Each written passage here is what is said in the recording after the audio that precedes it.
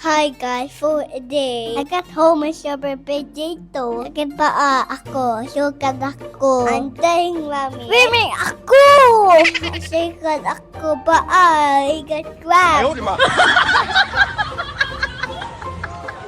Ewan ko kung may naintindihan kayo sa mga sinabi ni Bunso. Pero kakauwi lang kasi nila ng umaga. Galing sila ng Quezon, 2 gabi sila doon. Hindi na kami sumama ni Ashley kasi walang maiiwan dito sa apartment. At sabi ko, sayang din yung benta. So ayun, pagdating, lumapit sa akin, nag-e-explain. May sugat kasi yung paa niya. Sabi niya kinagat daw ng crabs. Baka daw magalit ako sa kanya kasi nga nagkasugat siya. So ayun, nung naprint na nga ni Daddy yung mga naka-pre-order, natulog na nga muna siya kasi puyat. Kaya tinawag ko na to si Bunso dito at kinausap ko. Sabi ko sa kanya, ikwento niya naman sa akin yung mga ginawa niya doon at kung happy ba siya. Marami naman siyang naikwento pero mas marami akong hindi naintindihan.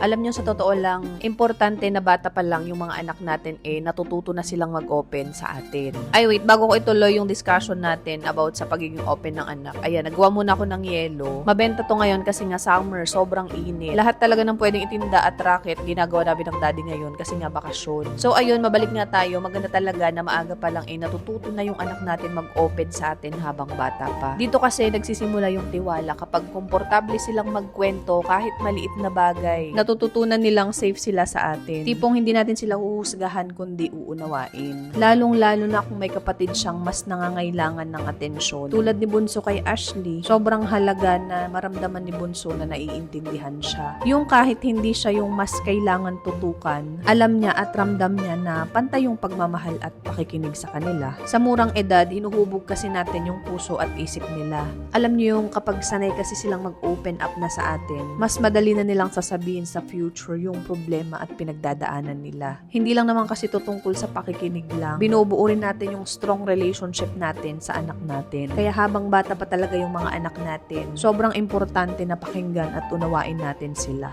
So ayun, napahaba na naman ang kwento natin. Dumating na nga tong in-order kong Bear Brand sa Shopee. Madalas ako mag-check out ng mga grocery sa Shopee kapag payday sale kasi mas mura. Sobrang laking help na rin itong tindahan sa amin ngayon. Kahit maliit lang siya at konti pa ang laman, dito na nanggagaling ang pambili namin ng bigas araw-araw. Tapos, nakakapag-ambag pa kay daddy ng pamalengke linggo-linggo. Yes, tama kayo, nag-aambagan kami ng daddy. Kung ano kasi yung pera niya, pera niya lang. Kung ano yung pera ko, pera ko lang din. Pero syempre, nung nag-start ako mag-business, siya yung nagbibigay sa akin.